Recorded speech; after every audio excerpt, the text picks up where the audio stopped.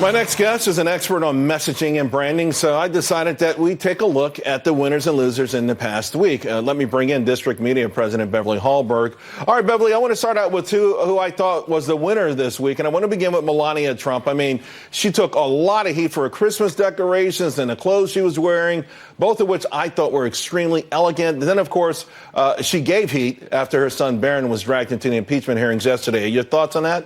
Yeah, big week for her. I actually went to the White House yesterday to get the tour of the Christmas decorations. They are beautiful, but of course, critics are going to be critics. Even when she released her video, you had people tweeting out that this looked like it was reminiscent of The Shining, the horror flick. And last year, she had the blood red Christmas trees that people were mocking. Look, the critics are always going to be critical of her, but I say that she's a winner because anybody who goes to the White House and see these decorations can see that they are beautiful. And to top it off, she even gives you, or has anybody who goes through the tour, a box of chocolates when you leave. So who doesn't like that? You better never eat those chocolates. I hope you got them signed. All right. Also winning this week, a bygone era. The nostalgia for happier times, it was underscored today when Pantone declared classic blue the color of the year. That harkens back to the good old days. And then think about Joe Biden for a moment, topping the polls. He continues to whack nostalgically about the good old days. And then there was an ad that had everyone talking on Thanksgiving. Take a listen. You came back. My son, my family. You know, Beverly, when President Trump ran on Making America Great Again, people bristled at the thought about, was it ever great, yada, yada. But it feels like we're all longing for yesteryear.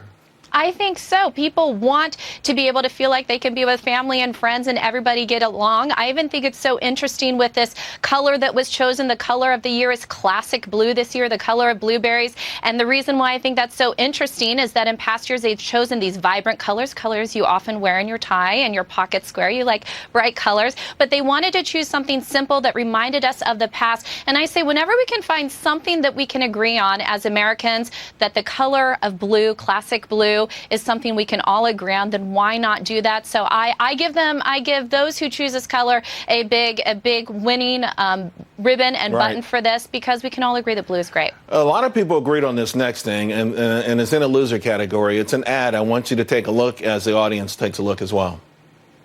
Okay, you ready? Yes. Now. A Peloton? Give it up for our first time ride. All right, first ride. I'm a little nervous, but excited. Let's do this. A lot of heat about this Peloton ad. Where do you feel about it?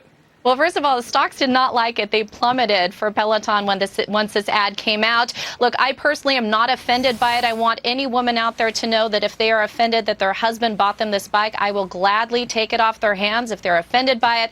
But of course, this went around on Twitter, claims of sexism, claims that this husband was implying that his wife needed to keep her weight in check. And I think all men know it's never wise to talk about your girlfriend or your wife's weight. And that's why this ad is getting some flack.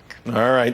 Another loser earlier in the week, and it's the U.S. education system. There's a report out, and it comes out a lot, but this one found that Chinese kids were way above America and the rest of the world when it came to education. But, that wasn't the part that got me, that China is beating us, because we already knew this. Take a look at this. For the last 15 years or so, we have barely moved the needle in reading, science, or math. Beverly, I just don't get it. We live in a society. We just had a segment about robots, a knowledge society.